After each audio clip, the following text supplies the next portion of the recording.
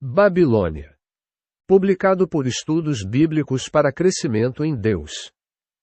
Parte 1. A origem da Babilônia. No início do livro de Gênesis e no final do livro de Apocalipse, lemos sobre a cidade de Babilônia.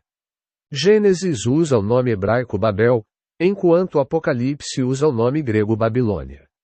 O tema de Babel ou Babilônia é algo que podemos acompanhar através das Escrituras. Sua origem está em Gênesis, capítulo 11. 2 capítulos em Isaías, 13 e 14, e 2 longos capítulos em Jeremias, 50 e 51, são amplamente dedicados ao julgamento da Babilônia. O livro de Daniel foi escrito na Babilônia e não está em hebraico, mas em aramaico, a língua da Babilônia. Os livros de Esdras, Neemias, Ageu e Zacarias são principalmente sobre o retorno da Babilônia e a restauração de Jerusalém. Perto do final do livro de Apocalipse, encontramos 2 capítulos completos, 17 e 18, descrevendo o julgamento e a destruição da Babilônia. Finalmente, em Apocalipse 18, 4,5, o comando é dado: sai dela, povo meu, para que não sejas participante dos seus pecados, e para que não incorras nas suas pragas, porque os seus pecados se acumularam até ao céu, e Deus se lembrou das suas iniquidades. Se não sabemos o que é Babel ou Babilônia, nem sequer entenderemos este comando, muito menos o obedeceremos. Há muito mais ensinamentos sobre este assunto do que sobre ir à igreja, a ceia do Senhor, o batismo e muitos outros tópicos mais familiares. Não podemos nos dar ao luxo de ignorar as coisas às quais Deus dá ênfase nas Escrituras. A história da Torre de Babel é uma das muitas histórias bíblicas com as quais a maioria de nós provavelmente aprendeu pouco ou nada desde que a ouviu pela primeira vez na infância. Aprendemos que Deus se ofendeu com as tentativas de algumas pessoas simples que pensavam poder construir uma torre alta o suficiente para alcançar o céu. Vamos voltar para Gênesis, capítulo 11, e examinar a história com mais cuidado. Iniciativa divina. A primeira coisa visível ao olhar perspicaz nesta história é a total ausência de iniciativa divina. Tudo foi ideia, pensamento e planos do homem. Deus só entra na história quando vem em julgamento. O capítulo seguinte de Gênesis apresenta um forte contraste. Suas primeiras palavras são: disse o Senhor a Abrão, vai. Abraão deixou o Ur dos caldeus não por iniciativa própria, mas por ordem de Deus. Talvez tenha ido contra a sua vontade, mas Deus o abençoou e agora ele figura entre os maiores personagens da história. Quando Moisés decidiu libertar os israelitas por iniciativa própria, logo se viu em apuros e teve que fugir para Midian. 40 anos depois, retornou contra a vontade, mas por ordem de Deus, realizou uma libertação poderosa. E muitas são as histórias daqueles que agiram sob o comando de Deus e receberam sua bênção.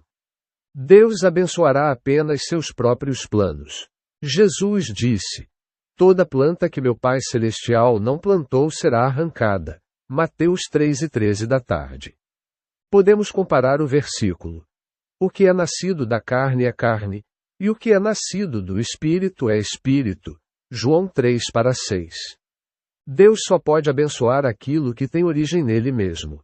A chave para a vida de Jesus é que cada palavra que ele proferiu e cada ação que realizou veio da mente de seu Pai. As palavras iniciais do Evangelho de João nos ensinam a mesma lição. No princípio era o Verbo. Todas as coisas foram feitas por meio dele, ou dele. O primeiro capítulo de Gênesis mostra como o poder criativo de Deus está em sua palavra. Quando ele fala, mundos são criados. Quando ele se cala, nada acontece. Quando Deus falou com Abraão e Abraão respondeu, foi o início do grande plano redentor de Deus para toda a humanidade. O esforço humano da Torre de Babel logo se desfez em vão. Materiais de construção. A próxima coisa que notamos nesta história é a escolha dos materiais de construção. Façamos tijolos e queimemo-los completamente. Esses tijolos têm um significado. Primeiramente, são feitos de terra, que representa a natureza humana. Vasos de barro contendo a glória divina têm um significado simbólico positivo nas Escrituras, mas terra ou natureza humana como material de construção são totalmente inaceitáveis. Os altares e templos do Antigo Testamento eram feitos de pedra, um produto natural, não feito pelo homem. Em segundo lugar, os tijolos são produzidos em massa. Todos têm o mesmo tamanho e a mesma forma. Isso é sempre o resultado da religião do homem. Seus produtos parecem todos iguais. O mundo quer conformidade. Sente-se seguro com pessoas que seguem a linha partidária. Podemos pesquisar as Escrituras sem encontrar dois homens de Deus que fossem iguais. Noé construiu uma arca. Abraão viveu em tendas. José tornou-se primeiro-ministro. Moisés libertou seu povo. Davi foi um rei que dançou diante do Senhor. No Novo Testamento, podemos olhar para Pedro, Paulo e João e encontrar novamente uma completa diversidade de caráter e ministério. Eles não foram produzidos em massa.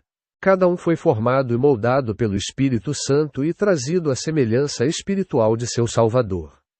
Para o mundo, eles eram desconfortáveis e inconformistas e não se encaixavam nele. Para Deus, eles foram conformados à imagem de seu Filho primogênito. Deus está construindo um templo de pedras vivas, todas de diferentes formas e tamanhos, mas todas para serem perfeitamente encaixadas pelo mestre construtor. Ninguém invejará a posição de ninguém, pois cada um se encaixará apenas em seu próprio lugar. Em terceiro lugar, esses tijolos foram completamente queimados. O propósito era endurecê-los. Poucas coisas são mais tristes de se ver do que membros doutrinados de seitas. São como paredes de tijolos. Foram completamente cozidos e endurecidos para resistir a todas as influências externas. O verdadeiro Filho de Deus é forte, mas não duro. Sua força é a força interior do Espírito Santo. Ele não precisa de uma casca dura e impenetrável para proteger sua incerteza interior. Sua confiança está em Deus. Tijolos, se simplesmente empilhados uns sobre os outros, certamente cairão. Eles precisam ser mantidos juntos. Então, eles usaram piche como cimento. No Templo de Salomão não havia cimento. As pedras se encaixavam perfeitamente. A religião da Babilônia tenta encontrar todas as maneiras possíveis de criar e preservar uma unidade que ela não tem. Tais igrejas precisam de líderes fortes para mantê-las unidas. Elas realizam longas conferências para resolver diferenças doutrinárias, e usam todos os tipos de pressão sobre aqueles que deixam seu grupo. Como é diferente para os verdadeiros filhos de Deus. Eles têm unidade. Eles são mantidos juntos pelo amor de Deus em seus corações. Eles são unidos por um espírito. Nem raça, nem classe, nem idade, nem sexo os divide. Através dessas e de todas as outras barreiras humanas, eles descobrem que são um. Eles são ensinados pelo Espírito a amar uns aos outros. Veja tijolos e pedras. Uma cidade. No versículo 4, lemos sobre os planos e motivos dos construtores. Venham, edifiquemos para nós uma cidade e uma torre com um topo nos céus, e façamos para nós um nome, para que não sejamos espalhados sobre a face de toda a terra. Eles pretendiam construir uma cidade. Caim foi o construtor original da cidade, conforme as Escrituras, GN 4:17 da manhã. Ele também foi o fundador da religião falsa. Ele ofereceu o fruto de seu próprio trabalho, uma oferta que Deus não pôde aceitar. O próximo construtor da cidade, conforme as Escrituras, foi o neto de Cã, Nimrod, cujo nome significa rebelde. De fato, a partir de GN 10:10 da manhã, ele parece ter sido o líder na construção de Babel. Ele não aprendeu a lição, mas continuou sua rebelião na construção de outras cidades. Deus havia ordenado a Adão e depois a Noé que enchessem a terra. Congregar-se em um só lugar era, portanto, contrário ao seu plano. Por que eles fizeram isso? A palavra hebraica ir, que significa cidade, vem de uma raiz que significa estar acordado ou vigiar. Implica uma cidade fortificada e defendida. Desde o dia em que Caim matou Abel, Ele temeu por sua própria vida, Gn 4:14 da manhã. Ele queria segurança e proteção e não podia confiar em Deus para isso.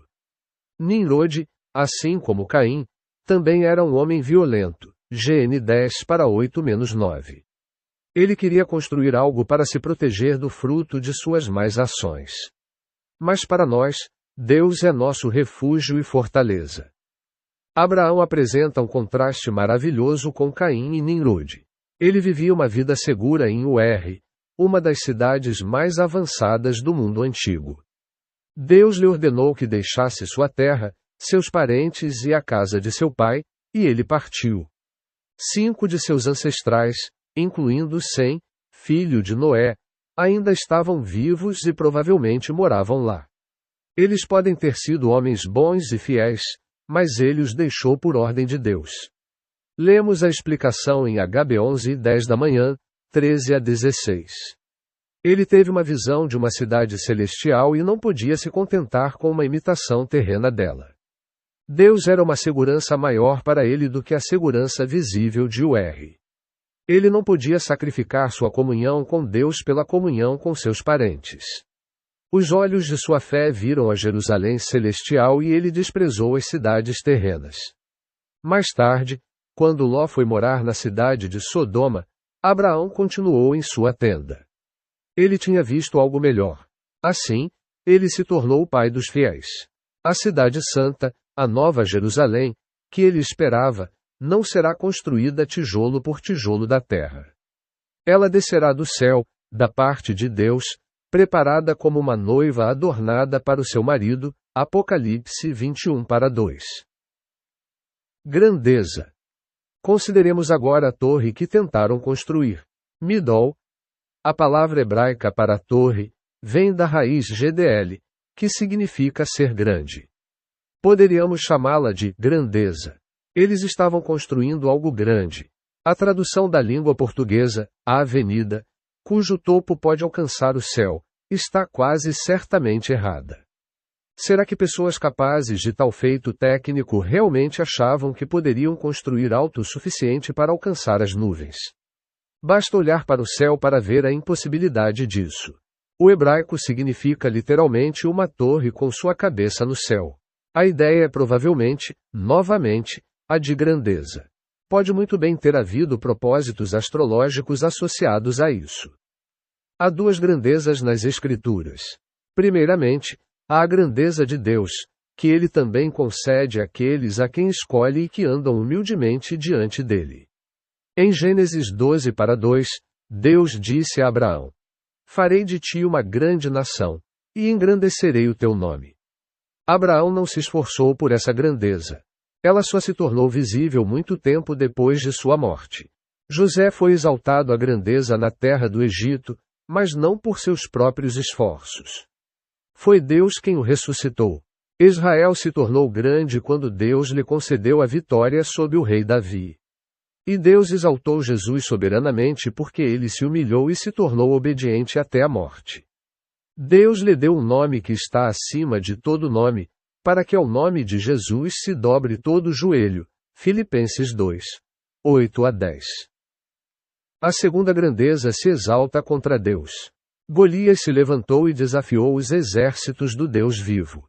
O rei Saul se ergueu cabeça e ombros acima do povo. Ele se exaltou com orgulho e Deus o rejeitou. Nabucodonosor erigiu uma grande imagem de 60 côvados de altura na província da Babilônia e mais tarde se gabou: "Não é esta a grande Babilônia que edifiquei para a residência real, com a força do meu poder e para a glória da minha majestade." DN 4:30 da manhã. Enquanto as palavras ainda estavam em sua boca, sua soberania foi removida e ele foi expulso para comer capim como um animal por 7 anos. No final, ele soube que Deus reinava e dava o reino a quem ele quisesse. E em Apocalipse lemos novamente sobre Babilônia, a grande, a mãe das prostitutas e das abominações da terra, AP 17:5. Um nome. "Façamos para nós um nome", disseram eles. Que ironia! Esta é a única história em toda a Bíblia sem nomes. Nenhum nome dentre todos esses homens está registrado. Tudo o que lemos é o pronome, eles. Seus nomes estão todos esquecidos, enquanto agora, 4 bilhões de anos depois, o nome de Abraão é conhecido em todo o mundo. Você já se perguntou por que longas listas de nomes estão registradas nos livros de Esdras e Neemias? Essas são as pessoas cujos corações estavam voltados para Jerusalém, que deixaram a Babilônia, e Deus registrou seus nomes em seu livro para que todos pudessem ler. Quão perfeitas são as Escrituras! Quão infinita é a mente que as escreveu! Como as pessoas amam o nome de um grupo, de um líder, de uma doutrina ou de um movimento com o qual possam se identificar, uma senha que as torne aceitáveis. Não era isso que faltava a Jesus. Sabemos que Deus falou a Moisés. Mas, quanto a este, não sabemos de onde ele é. João 9:29 da manhã. Se você realmente conhece a Deus, não perguntará às pessoas o nome de sua igreja, denominação ou líder para descobrir se elas fazem parte do seu grupo e se você pode ter comunhão com elas em segurança. Pedro não reconheceu Jesus dessa forma. Tu és o Cristo, o Filho do Deus vivo, disse ele. Bem-aventurado és tu, Simão, que significa ouvinte, Bar-Jonas, respondeu Jesus. Não foi carne e sangue que tu revelaram, mas meu Pai, que está nos céus. Quanto mais você aprender a amar o nome de Jesus, mais odiará nomes de grupos e denominações. Quanto mais você o amar, mais sua comunhão com os outros será baseada nesse amor. Pois debaixo do céu nenhum outro nome há, dado entre os homens, pelo qual devamos ser salvos. Atos 4:12 da manhã. Quanto mais precioso o seu nome se torna para nós, mais insignificantes se tornam todos os outros nomes. Eu sou de Paulo, e eu sou de Apolo. Não tem lugar entre aqueles que amam Jesus. Julgamento. Como Deus reagiu aos homens de Babel? O Senhor desceu para ver a cidade e a torre que os filhos dos homens construíram. Esta linguagem não é mitológica. Deus apareceu a Abraão, a Moisés, a Josué e a outros santos escolhidos. A Babel, a Sodoma e ao seu povo no Egito, lemos que Deus desceu. Ele desceu porque eles estavam em situação humilde. Deus desceu e viu a unidade, e a rompeu. Não era o tipo de unidade que ele desejava. Jesus orou. Para que todos sejam um, como tu, Pai, estás em mim, e eu em ti, que também eles estejam em nós, para que o mundo creia que tu me enviaste. João 5:21 da tarde. Ele não orou por uma unidade organizacional criada pelo homem. Nós nos unimos não nos reunindo, mas vindo a Jesus. Veja reunindo-nos. Ao nos concentrarmos nele, somos atraídos uns aos outros em unidade espiritual, a unidade que Jesus tinha com seu Pai. Na unidade há força. Como o mundo sabe disso? Como é importante para o mundo? Deus viu no versículo 6 que a construção de Babel era apenas o começo e que, a menos que ele agisse, não havia limites para o que viria a seguir. Babel foi o início de um grande reino rival. Deus planejou desde o início que o homem governasse a terra, mas este deveria ser o homem em união com Deus e dependendo dele. O reino de Deus, não o reino do homem, é a esperança de toda a criação. Babel foi o início de um grande substituto para o governo de Deus, uma grande falsificação de seus propósitos. Eu, o Senhor, teu Deus, sou um Deus zeloso, lemos no 2º mandamento, e ele não permitirá rivais. O julgamento caiu rapidamente sobre Babel, como aconteceu com o reino da Babilônia no tempo de Belsazar e com a Babilônia espiritual no livro do Apocalipse. Deus confundiu a língua deles para que não se entendessem. Ele então os espalhou por todo o mundo. Hoje, temos um mundo onde os homens não se entendem. Na religião, na política e no comércio, o julgamento de Babel permanece até hoje. A religião, ao longo da história, tem sido a causa de guerras e derramamento de sangue sem fim. O que Babel ou Babilônia representa hoje? Antes de respondermos a essa pergunta, devemos olhar para nossos próprios corações e perguntar: Babel está em você ou em mim. Sua história está escrita em Gênesis 11 ou 12. Você é guiado pelo Espírito de Deus como Abraão. Ou você faz seus próprios planos e espera que Deus concorde com eles. Você tenta construir seu próprio edifício com os tijolos da natureza humana. Ou você está sendo construído como uma pedra viva no templo de Deus. Você busca segurança nas organizações da terra. Ou você está aprendendo a confiar em seu Pai Celestial. Parte 2: A identidade da Babilônia. Junto aos rios da Babilônia, ali nos sentamos e choramos, quando nos lembramos de Sião. Nos salgueiros que havia no meio dela, penduramos nossas harpas. Como poderemos cantar o cântico do Senhor em terra estrangeira? Se eu me esquecer de ti, ó Jerusalém, que a minha destra se esqueça da sua habilidade. Se eu não exaltar Jerusalém acima da minha principal alegria. Salmo 137. Poucos salmos, na verdade, poucos poemas em toda a literatura humana, são mais belos do que o Salmo 137. Os exilados sentam-se chorando com harpas silenciosas em uma terra estrangeira, incapazes de cantar. Babilônia, com todas as suas riquezas e prosperidade, jamais poderá satisfazer seus corações. Seu sonho, como o de muitos ao longo dos séculos seguintes, era Sião, a cidade de Deus. Choraram por Jerusalém, a cidade santa, jazendo desolada e em ruínas, enquanto o orgulhoso rei Nabucodonosor se gabava da grande Babilônia que havia construído. Como eles poderiam, e como podemos nós, cantar o cântico do Senhor em uma terra estrangeira? Há muitos anos, fui tocado pela beleza deste salmo e o decorei completamente, mas eu não sabia nada sobre seu significado espiritual. Eu entendia como os judeus, em seu exílio, ansiavam apaixonadamente pela terra de seus pais e odiavam seus orgulhosos governantes. Mas eu ignorava a Babilônia espiritual, a grande prostituta do livro do Apocalipse, que por séculos manteve a verdadeira Igreja de Deus em cativeiro, e mal sabia o que eu mesmo estava em terra estrangeira. Babilônia é um dos mistérios da Bíblia, AP 17. 5,7. Seu significado está oculto à mente natural. Se você quiser entendê-lo corretamente, deve pedir a Deus que lhe dê uma revelação.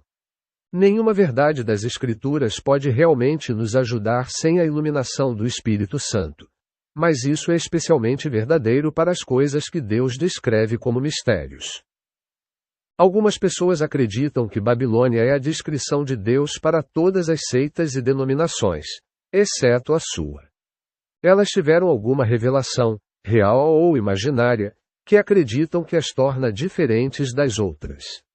São inteligentes o suficiente para reconhecer as marcas da Babilônia em outras igrejas, mas cegas o suficiente para ignorar as mesmas coisas em si mesmas. Nunca ouviram realmente a voz de Deus. Estão erradas, mas não devem nos impedir de descobrir o verdadeiro significado do mistério da Babilônia. A questão da Babilônia é especialmente importante porque afeta o mundo inteiro. Babilônia era um cálice de ouro na mão do Senhor. Ela embriagava toda a terra. As nações beberam do seu vinho, por isso, agora enlouqueceram. Júnior 51:7. A antiga Babel, ou Babilônia, foi a raiz de toda a religião pagã. Quando os homens tentaram construir sua torre religiosa independentemente do Deus verdadeiro, logo encontraram outros deuses para adorar. E a influência maligna pagã se espalhou também para os países vizinhos. No fim, esses outros deuses que cercavam o antigo Israel levaram à sua queda e cativeiro. Em Apocalipse 18:3, lemos: Pois todas as nações beberam do vinho da paixão da sua prostituição, e os reis da terra se prostituíram com ela. A Babilônia espiritual também é algo de influência universal. É algo que corrompeu e contaminou todo o mundo cristão. Em outras palavras, a Babilônia natural, no passado, levou o Israel natural ao cativeiro. A Babilônia espiritual agora levou o Israel espiritual ao cativeiro. Catolicismo romano. Muitos estudiosos das Escrituras acreditam que Babilônia, a Grande, é a Igreja Católica Romana. Veremos algumas das razões para isso. Babilônia é descrita como uma prostituta sentada sobre 7 colinas, AP 17-9.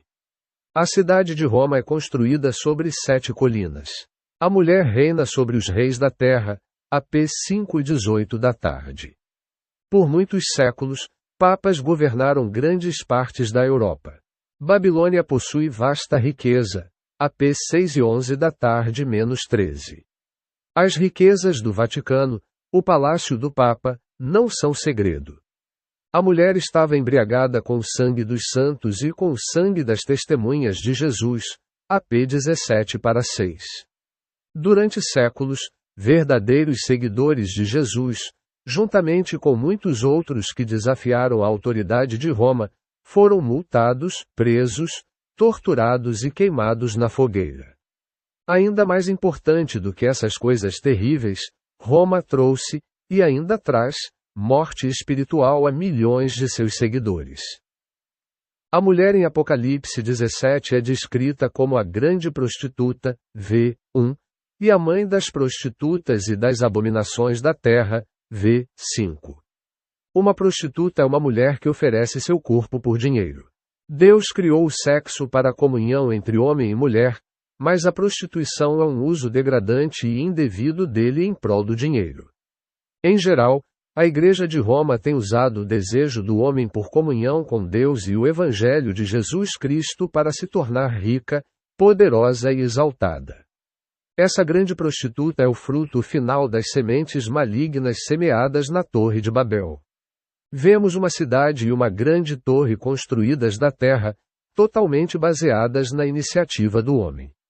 No centro dela está um homem diante do qual outros se curvam até o chão e adoram. Quando digo essas coisas, não estou dizendo que cada padre católico romano ou membro da igreja seja corrupto ou maligno. Estou falando da organização da igreja e do que ela afirma ser. Indivíduos podem ter experiências reais com Deus e levar vidas justas, mas o fazem apesar de, e não por causa de, sua igreja. A Igreja Católica sempre pregou alguma verdade, e indivíduos frequentemente responderam a essa verdade e se elevaram acima de seus mestres. Tens em Sardes algumas pessoas que não contaminaram as suas vestes, e comigo andarão de branco, porque são dignas, AP 3-4. Denominações protestantes. Como eu disse, não é difícil para aqueles que estudam a Bíblia, e em particular o livro do Apocalipse, reconhecer Babilônia, a grande, a mãe das prostitutas, como a Igreja de Roma. No entanto, nestes dias de ignorância bíblica, é necessário repetir esses fatos. Mas se Roma é a mãe das prostitutas, onde estão as filhas? As seitas e denominações protestantes são realmente tão diferentes. Quando olhamos para elas, vemos as mesmas torres humanas ascendendo, os tijolos de terra unidos por piche. Elas também amam seus próprios nomes e esquecem o nome de Jesus, e muitos de seus membros vivem em pobreza espiritual, doença e morte. Muitos verdadeiros seguidores de Jesus pertencem a denominações cujos líderes negam que ele seja o Filho de Deus, rejeitam as Escrituras e inventam sua própria religião. Como pode o povo de Deus estar em julgo desigual com os incrédulos? 2 Coríntios 6:14 da manhã. No entanto, isso acontece em todas as principais denominações protestantes. Não apenas cegos guiam cegos, cegos até tentam guiar aqueles que enxergam. Muitas denominações protestantes estão se aproximando cada vez mais de Roma. Suas teologias podem ser diferentes em certos pontos, mas seu espírito é o mesmo e é o espírito de Babel. Eles não são guiados, como Abraão, pelo Espírito de Deus, mas simplesmente movidos por motivação humana. O Espírito Santo poderia ser retirado da terra, e a maioria dos programas da igreja continuaria sem que nada tivesse acontecido. Será mesmo verdade que igrejas respeitadas por milhões durante séculos são Babilônia aos olhos de Deus? Será mesmo verdade, nos dias de Ezequias, que os altos eram abominações pagãs aos olhos de Deus? Durante séculos, os israelitas sacrificaram e queimaram incenso neles. O avô de Ezequias, Jotão, fora um rei justo e não havia derrubado os altos. O pai de Jotão, Uzias, fora justo e não os havia derrubado. Por sua vez, seu pai, Amazias, fora justo e não os havia derrubado. Nem Joás antes dele. Poderia algo aceito por 4 gerações de reis piedosos realmente ser errado? Até mesmo o profeta Samuel não havia sacrificado em um alto. Ezequias se elevou acima da tradição, até mesmo das tradições aceitas por homens justos. Ele não seguiu o homem, mas a Deus. Se os altos eram abominação para Deus, então eles deveriam ser derrubados. Devemos nos limitar ao que nossos pais fizeram. O que era bom o suficiente para eles é bom o suficiente para nós. Ou queremos obedecer a Deus e ir mais longe? Babel no coração. Se muitas denominações protestantes também são Babilônia, então certamente aquelas que se apegam às Escrituras estão bem. O grupo que Jesus denunciou mais do que todos os outros foram os fariseus. Eram as pessoas que se sentavam na cadeira de Moisés e afirmavam ensinar e crer nas Escrituras. Ao contrário dos saduceus, eles acreditavam no sobrenatural, anjos e espíritos. Mas, como o povo de Babel, sua religião não vinha de Deus, mas dos homens. Amavam os lugares de honra nos banquetes e os primeiros assentos nas sinagogas. Gostavam de títulos respeitosos associados aos seus nomes. Viajavam por terra e mar para fazer um prosélito. Exteriormente, pareciam justos aos homens, mas interiormente estavam cheios de hipocrisia e iniquidade. Leia Mateus 23 para mais detalhes. Você pode crer na Bíblia e ainda ter o espírito de Babel. Deus concede o Espírito Santo não àqueles que têm a doutrina correta, mas àqueles que lhe obedecem. Atos 5:32 da manhã. Sem o Espírito Santo e a obediência a Deus, todo o nosso conhecimento das Escrituras só nos ajudará a construir outra Babel. O mistério da Babilônia estava escrito na testa da mulher. Você pode deixar qualquer grupo babilônico, mas se o nome da Babilônia ainda estiver escrito em sua testa, em sua mente e em seu pensamento, você terá conquistado pouco. Em breve, você construirá outra Babel e não será melhor do que era antes. O problema é muito maior do que uma questão de filiação à igreja. Não saia em busca de uma igreja que não seja babilônica em sua cidade. Em vez disso, busque em si mesmo para remover o espírito da Babilônia. A raiz da Babilônia é o orgulho humano. O coração é mais enganoso do que todas as coisas e incurável, escreveu Jeremias, capitão 17:9. É aí que reside o verdadeiro problema. Amamos construir algo que nos glorifique. Dizemos em voz alta que queremos dar toda a glória a Deus e, então, silenciosamente, a roubamos dele. Declaramos firmemente que não temos desejo de agradar aos homens e, então, paramos e esperamos que as pessoas batam palmas. Não queremos deixar a cidade para ir até Jesus fora do acampamento, carregando sua reprovação. Se você só viu a Babilônia externa, você vagará para sempre por suas ruas e nunca deixará para ir à Nova Jerusalém. Prostituição. Precisamos retornar à ideia de prostituição espiritual. A intenção de Deus é que as relações sexuais ocorram dentro do casamento para unir marido e mulher em amor e resultar no nascimento de filhos. Uma prostituta usa o sexo de forma totalmente errada para ganhar dinheiro.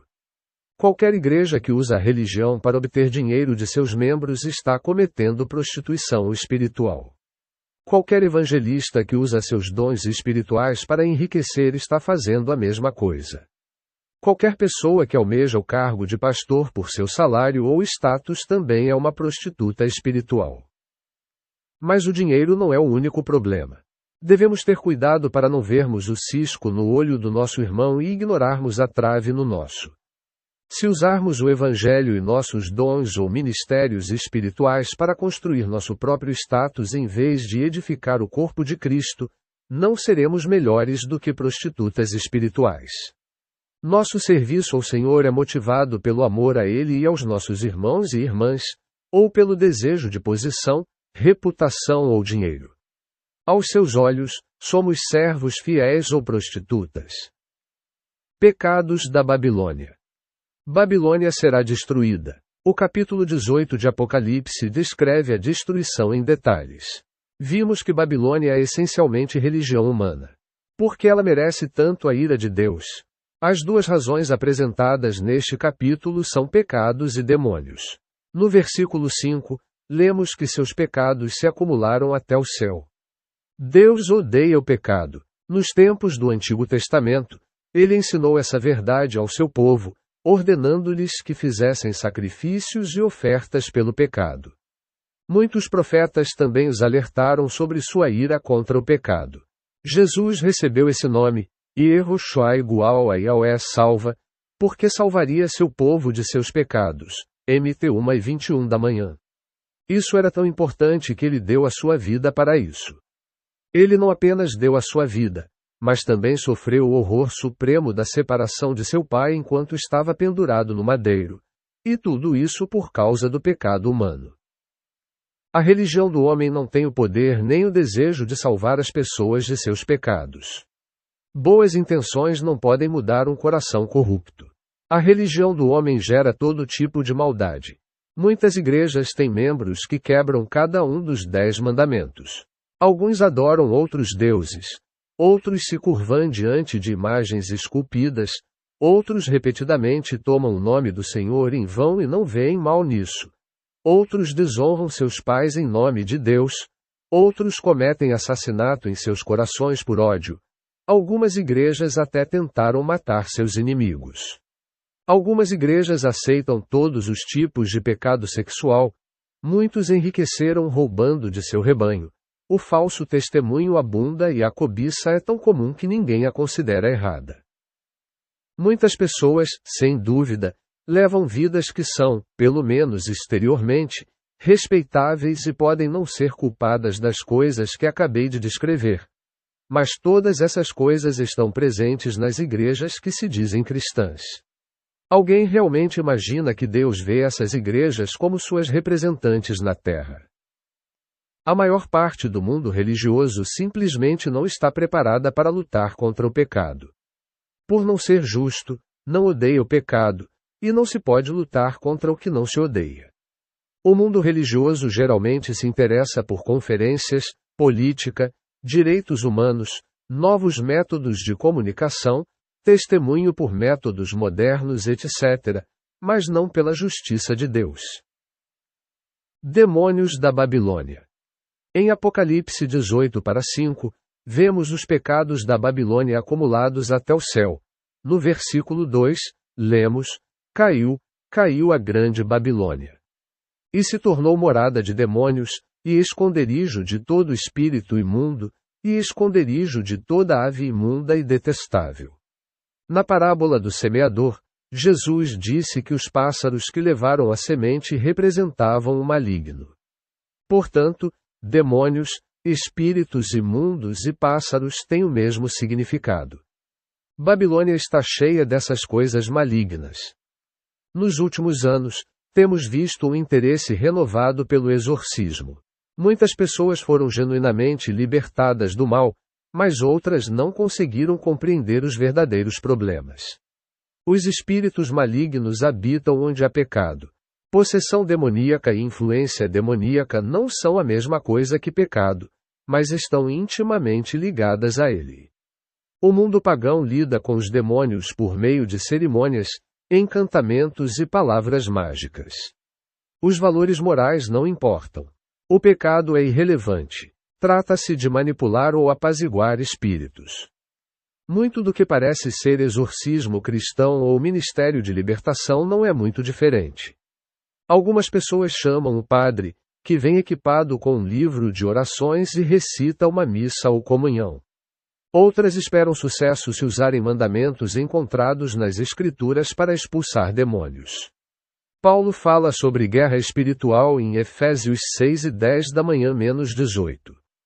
Os 2 primeiros itens da armadura que ele menciona são a verdade e a justiça. Ele também fala da fé, da palavra de Deus e da oração. Os fundamentos de um verdadeiro ministério de libertação são uma vida justa, a fé e a operação do Espírito Santo. Aqueles que buscam libertação de espíritos malignos devem se arrepender e abandonar seus pecados o máximo que puderem. Os poderes do mal vão onde há pecado e então produzem mais pecado. A Babilônia está repleta de pecado e espíritos malignos. Até agora, tenho me concentrado no aspecto religioso da Babilônia. Na verdade, acredito que seja mais amplo do que isso. Acredito que ela representa o governo e a economia do mundo também. É tudo o que o homem estabeleceu em independência de Deus. Nabucodonosor, rei da Babilônia, teve um sonho com uma grande imagem que representava os reinos do mundo. Ele então viu uma pedra que atingiu os pés da imagem e a destruiu. Essa pedra, Daniel lhe disse, era o reino de Deus. Tornou-se uma grande montanha e encheu toda a terra. Todos os sistemas mundiais devem ser destruídos e dar lugar ao reino de nosso Senhor Jesus Cristo. Aleluia! Amém! Parte 3: O retorno da Babilônia. 3 vezes ao dia, o profeta Daniel ajoelhava-se em seu quarto no terraço, com a janela aberta em direção a Jerusalém, e orava e dava graças a Deus. A ameaça de morte na cova dos leões não o deteve. Seria realmente necessário manter a janela aberta para todos verem. Ele era ministro de um vasto império e podia exercer imensa influência para o bem. Ele conhecia bem as Escrituras. Porque ele não seguiu o exemplo de José e se esqueceu da casa de seu pai, e se contentou em ser fecundo na terra da sua adversidade. GN 41. 51,52. Porque esse homem quis arriscar a vida, quando, em sua posição, poderia fazer tanto bem se permanecesse vivo. Deus o havia milagrosamente elevado, como José, a uma alta posição em um país estrangeiro. Isso não bastava. Ele não estava servindo a Deus na Babilônia. Não poderia se contentar em usar sua posição para ajudar seu povo cativo. Seria realmente sábio arriscar a vida? Tais perguntas não o comoviam. Por mais que Deus o tivesse feito prosperar na Babilônia, seu coração estava em Jerusalém, a cidade de Deus. No auge da prosperidade de Israel, quase 5 séculos antes, o rei Salomão ergueu as mãos em oração para dedicar o templo que havia construído. Profeticamente, ele previu o tempo do cativeiro e orou: se eles se converterem a ti de todo o coração e de toda a alma, na terra dos seus inimigos que os levaram cativos, e orarem a ti voltados para a terra que deste a seus pais, para a cidade que escolheste e para a casa que edifiquei ao teu nome, então, ouve a sua oração e a sua súplica nos céus, lugar da tua habitação, e defende a sua causa. E perdoa-lhes, e fez com que sejam objeto de compaixão diante daqueles que os levaram cativos. Ver 1 Reis 8:46 da manhã -50. Tudo isso havia acontecido. O templo fora destruído, Jerusalém estava desolada, mas Daniel ainda podia orar com o rosto voltado para a terra e as ruínas da cidade onde Deus havia estabelecido seu nome. A prosperidade na Babilônia, mesmo a prosperidade dada por Deus, não o satisfazia nem podia satisfazê-lo, porque Israel era a terra que Deus havia dado a seus pais, e em Israel estavam os propósitos de Deus. Então Daniel orou, seus inimigos o denunciaram e a sentença de morte foi proferida. Ele foi lançado na cova dos leões. Mas o rei e os leões passaram a noite em jejum, e Daniel continuou em oração. O livro de Daniel não parece ter sido escrito em ordem cronológica.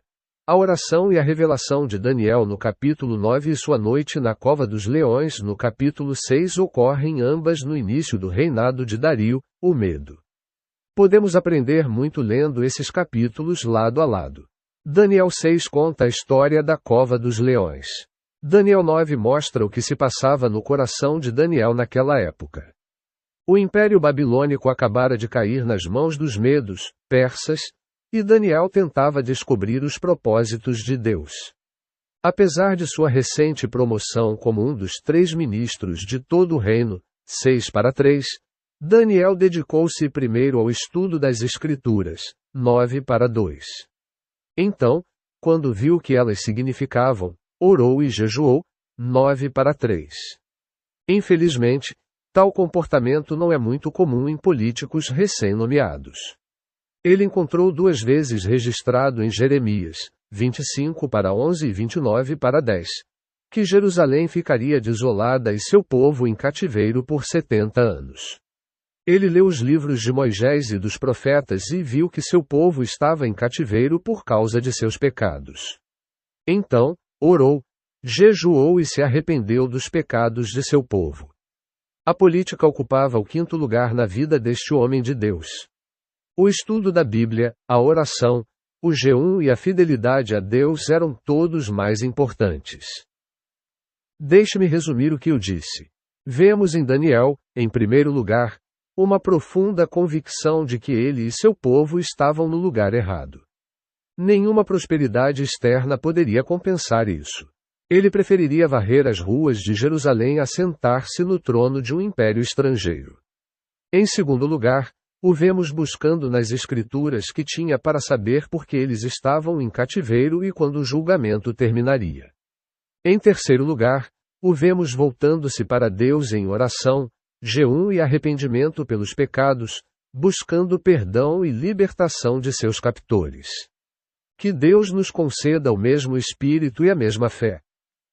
A hora de partir. Suas orações não passaram despercebidas. O anjo Gabriel veio a ele e lhe contou não apenas sobre a restauração vindoura de seu povo, mas também sobre os propósitos maiores e mais amplos de Deus na vinda do Messias. A mensagem de Gabriel foi além da expectativa de Daniel e também da sua compreensão. Estas foram as palavras de Gabriel.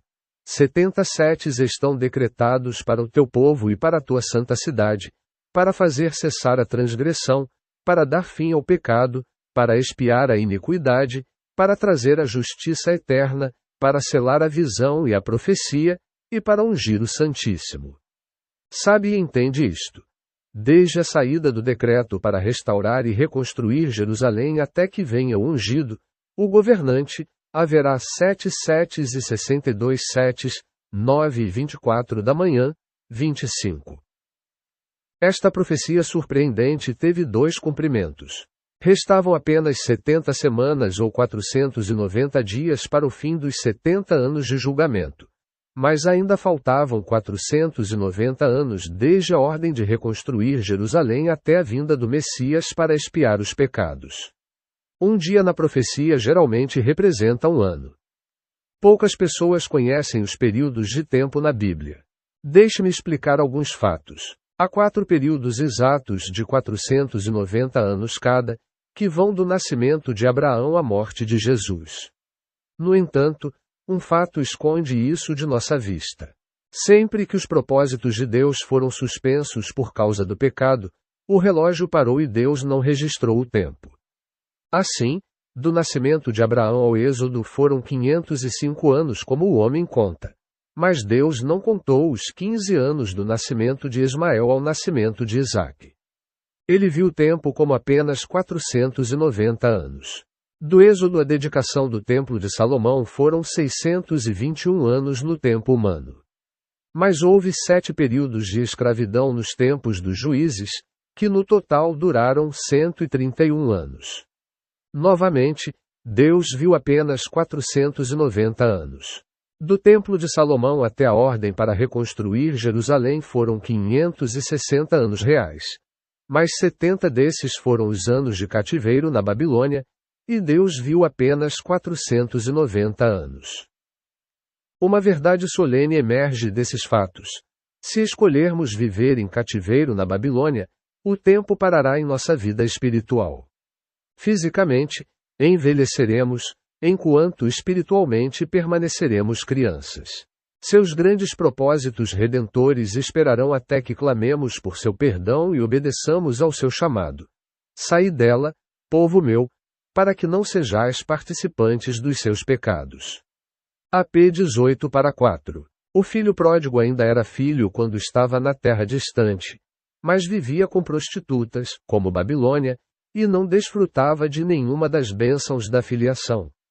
Para mais informações sobre este assunto, Veja a cronologia bíblica e o ano do jubileu.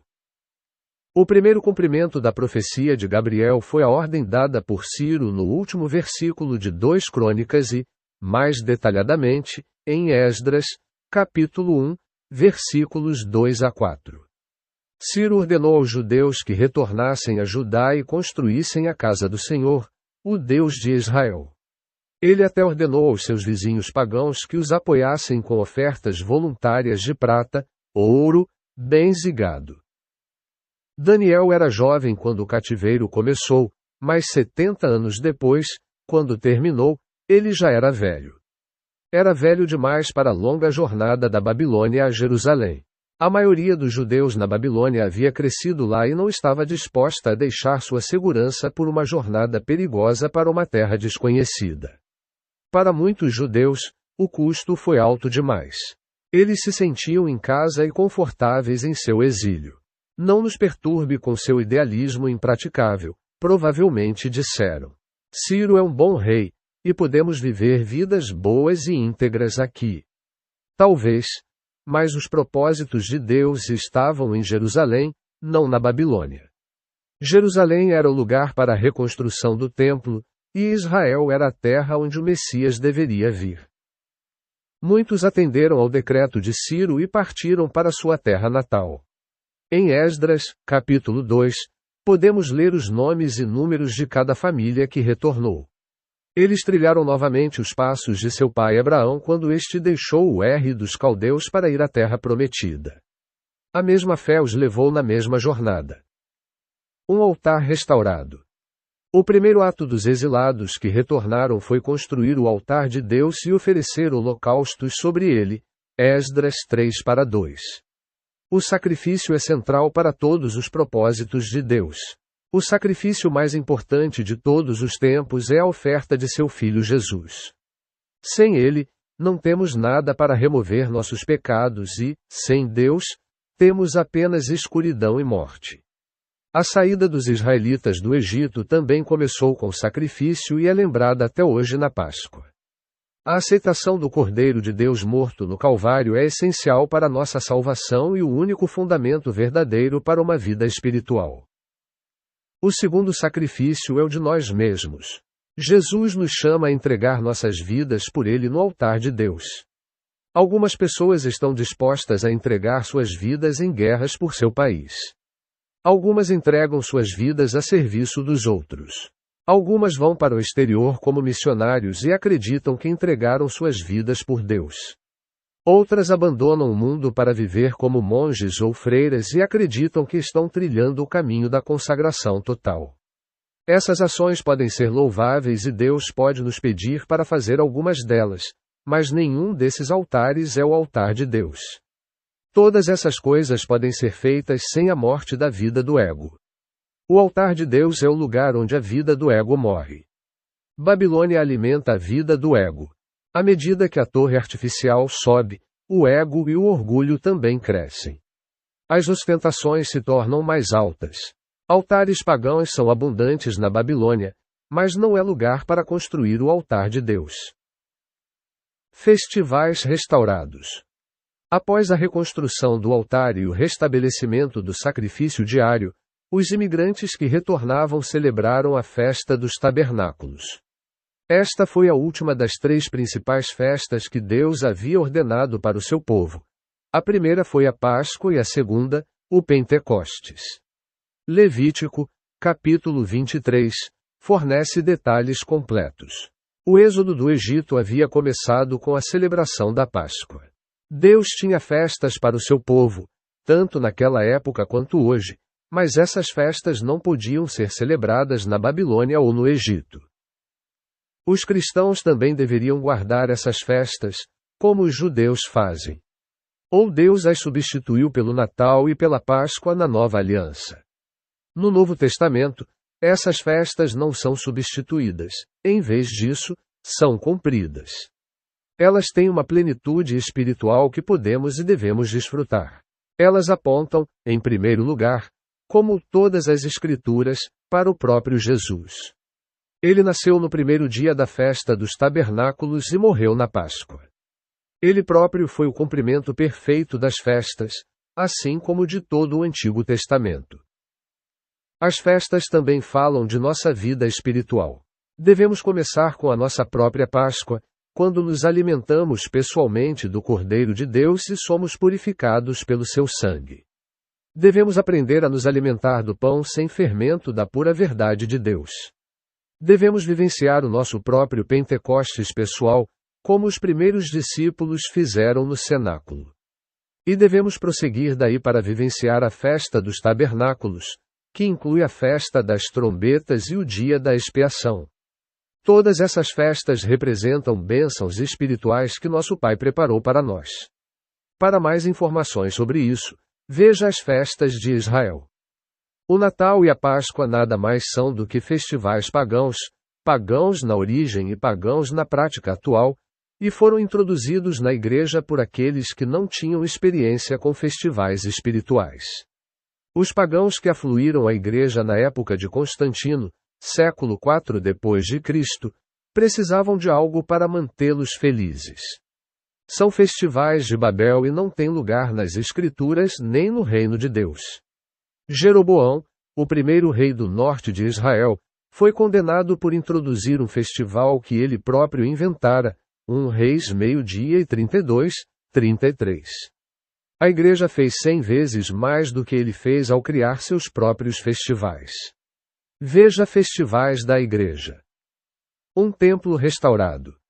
O altar foi o primeiro item no programa de reconstrução de Deus para o seu povo que retornava. O segundo foi o templo. Havia sido semelhante na época de Moisés. Logo após o Êxodo, Deus instruiu Moisés a construir o tabernáculo para que ele habitasse com Israel durante o período de suas peregrinações. Deus deve ter uma morada. Mas onde ele quer morar agora? Estevão, momentos antes de ser apedrejado até a morte, proclamou: "O Altíssimo não habita em casas feitas por mãos humanas." Atos 7:48 da manhã.